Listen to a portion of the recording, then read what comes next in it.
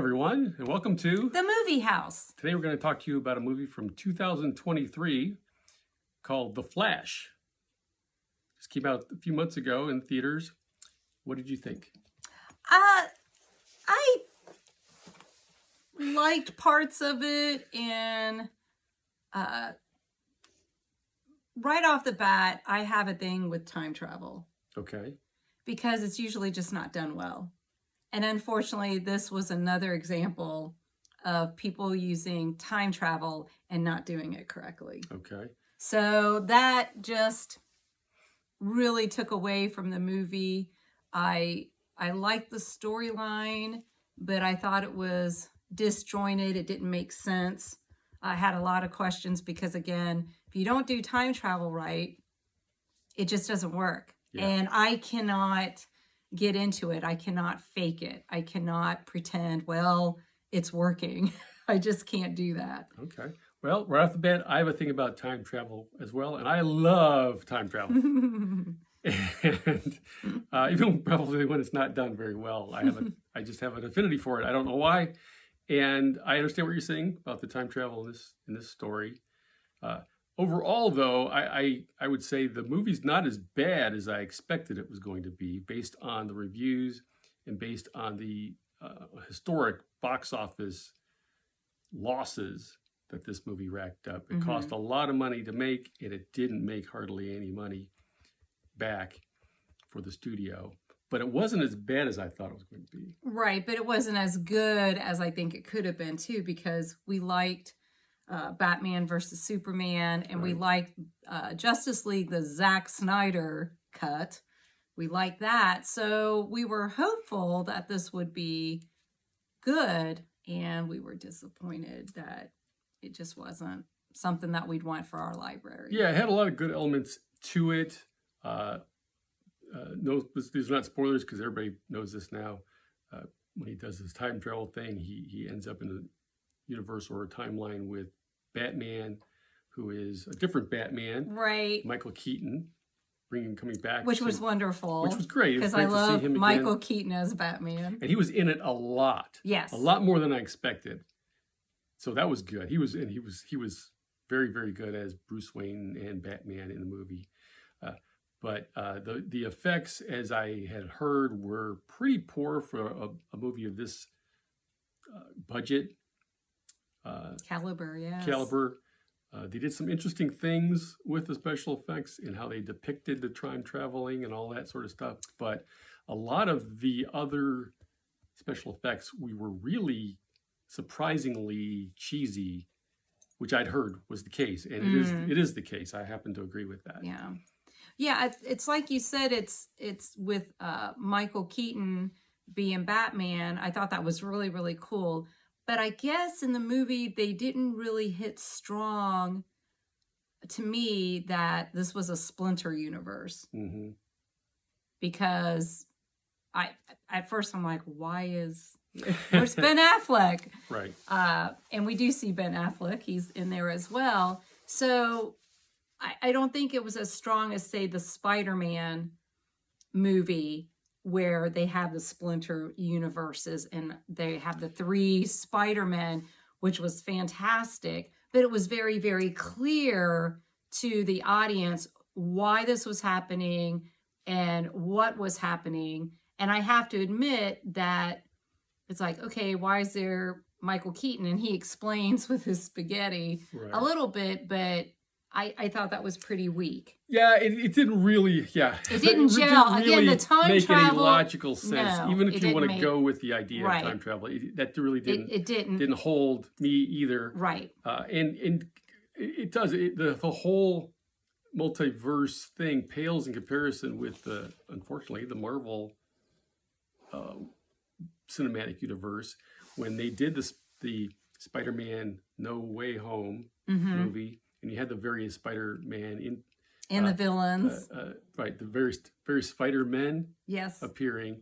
That was so well done. Yeah, that this pales in comparison to that, because it was really, really well done. It was made some sense, and they actually gave the characters a lot of honor in how they treated him, which Batman was done pretty well. I don't have a problem with how they did it, but like you said, the way they explained that him being there just didn't really flow for me, and it just if it come out before No Way Home, it probably would have been better received, I think. But when you've seen that one, which a lot of people did because it made a ton of money, then you compare. It doesn't. Yeah, it doesn't really work as well as that one did. Right. Yeah. And again, it's you start comparing, and they weren't real solid about it.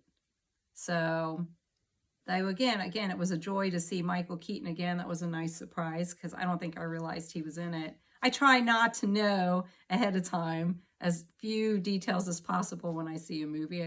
I'm not always able to do that. So that was nice seeing him there. But again, it was just kind of odd because it's like, okay, you time traveled, but yeah. And you splintered. It's like, okay, because he went back so many times. Yeah. And I thought Ezra Miller was actually very good as He's a good actor. Flash. He's a good actor, and I like him as the Flash. Yeah. I heard some criticism of his portrayal in this movie, too, and I actually thought he did a really good job with a difficult task. He's got his personal problems in real life, and that's very sad. I feel for him.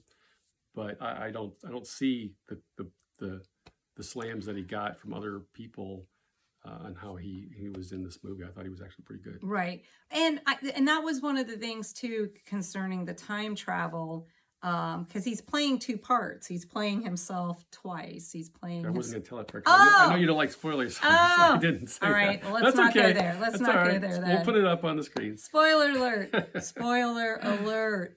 But... that was the thing, is it was raised too many questions about would he really be like this? Yeah, well, so yes. Again, I think a lot. When I watch movies and shows, I mean, he can tell you, I'm thinking about it 2 days later and dissecting everything. And I'm like, would he really have acted like that if this happened? Right. Would he really... Right.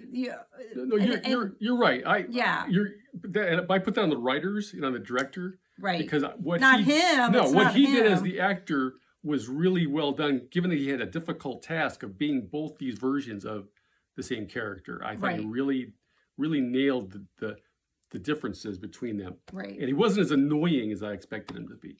Right. Well, he kind of annoyed me. Okay. But again, it's. Whenever you do time travel, you really need to think it out. And like I said, this wasn't done right. This wasn't done right. And it just... And it's surprising, too, because they actually announced this movie back in 2014 that they were going to make a Flash movie. And this is before Batman vs. Superman had come out. I didn't know that. Yeah, Batman vs. Superman came out in 2016. And they announced in 2014 that they were doing a Flash movie. So they were kind of like doing the Marvel thing where they had like a whole slate of movies we're going to do. Right. So get ready, get excited.